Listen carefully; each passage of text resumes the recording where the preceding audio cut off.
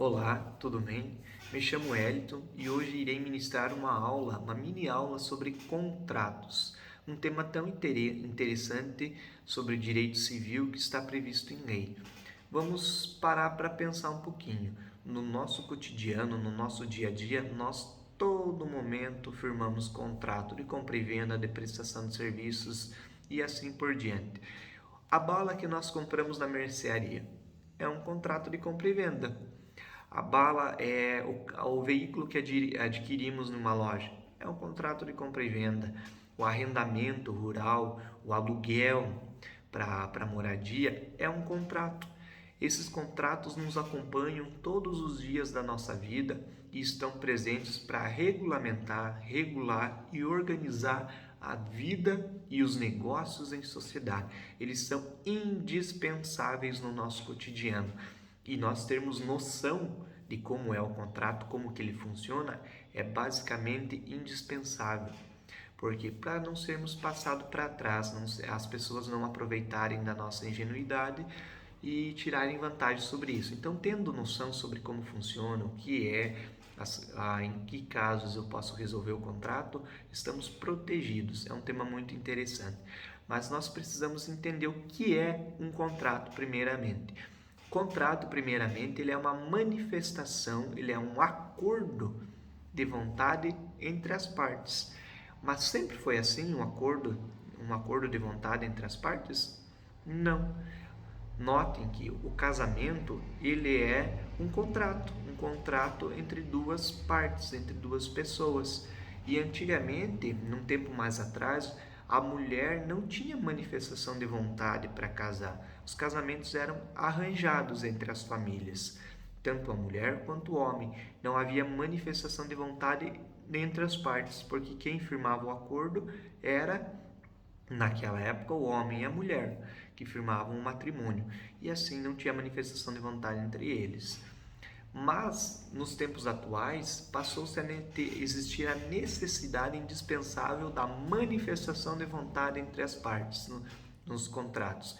Eu chego em algum lugar, eu quero comprar uma bala, e a pessoa quer vender esta bala. Há manifestação de vontade entre as partes. Eu quero que o senhor faça um serviço de jardinagem lá em casa. E ele quer fazer o serviço de jardinagem lá em casa. Há manifestação de vontade entre as partes. E para isso, para organizar essa relação, existem alguns princípios norteadores. A liberdade contratual é um deles. A liberdade contratual basicamente é o fato de eu ser livre para contratar aquilo que eu queira, desde que não seja um ato ilícito. O que é um ato ilícito? Um ato que contraria a lei. Por exemplo, tráfico de drogas, fornecimento de drogas. Vou contratar o fornecimento de drogas. É um contrato ilícito. Não, então, o princípio da liberdade contratual não abarca essa situação, não agrega, não puxa essa situação. Ela puxa situações que são de maneira honestas para o nosso cotidiano, para o nosso dia a dia, acordos válidos. E todo contrato precisa atingir uma função social. O que é a função social? Basicamente, a função social diz que o contrato tem que trazer um benefício para a sociedade, uma segurança para a sociedade, aquilo que foi contratado.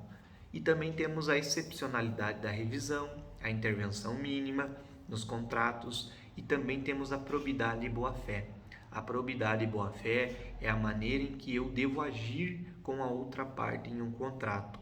Eu devo agir de maneira correta, honesta, objetiva, sem querer ludibriar, sem querer passar para trás aquela pessoa, sem querer tirar uma vantagem oculta sobre a outra parte. Tem que agir com a probidade e boa-fé. E a pacta sunt servanda, que aquilo que foi contratado deve ser cumprido. Ou seja, tudo que eu contratei eu devo cumprir. Eu me comprometo com a outra parte e a outra parte se compromete comigo. Mas como que é a estrutura do contrato? O contrato basicamente ele funciona da seguinte maneira. Temos as preliminares, que são a proposta e aceitação. Daí temos a execução do contrato, que é o momento em que eu contrato e vou cumprir com a minha obrigação. E por fim eu tenho a finalização do contrato. a extinção do contrato, quando eu vou extinguir aquele contrato pelo regular cumprimento, como vamos ver, ou por alguma outra causa extintiva, que já vamos ver adiante. Então, a proposta, a primeira fase de aceitação é quando eu manifesto a intenção de contratar alguma coisa. Eu chego no lugar e digo, eu quero, eu tenho intenção, eu peço um orçamento. É uma manifestação de interesse.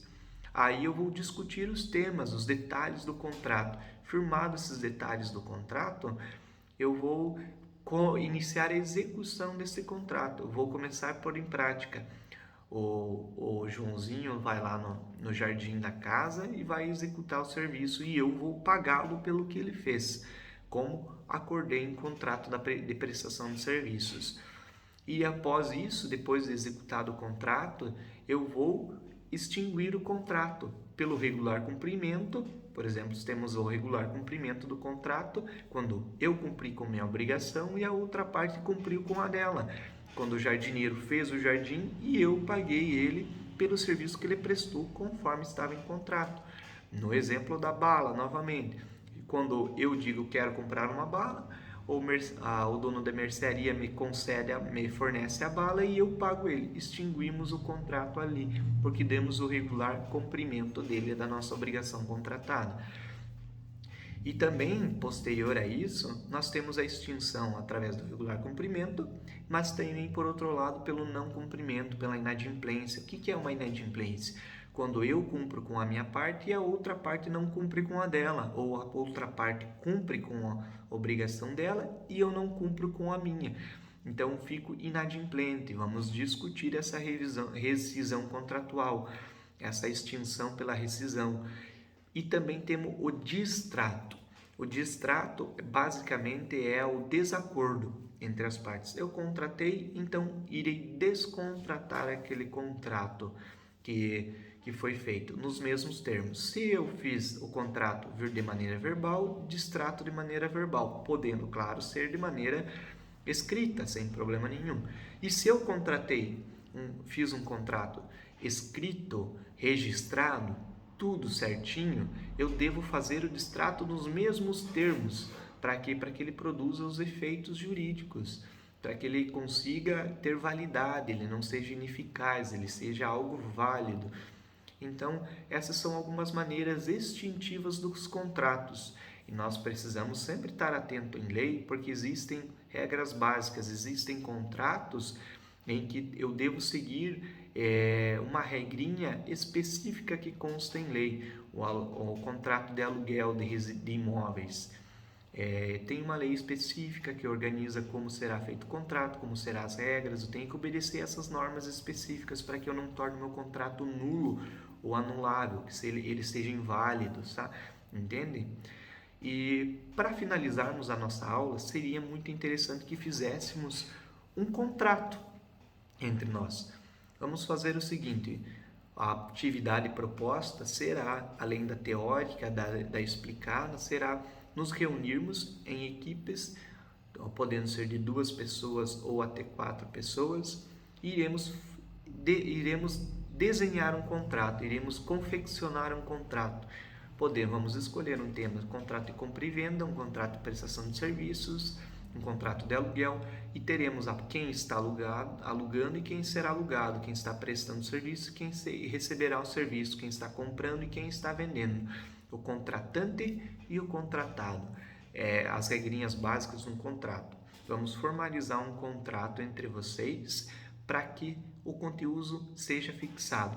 Logo após, também irei postar algumas perguntas num quiz para que vocês respondam algumas questões para auxiliar a fixação do conteúdo. Muito obrigado pela atenção e vamos iniciar a atividade. Até mais!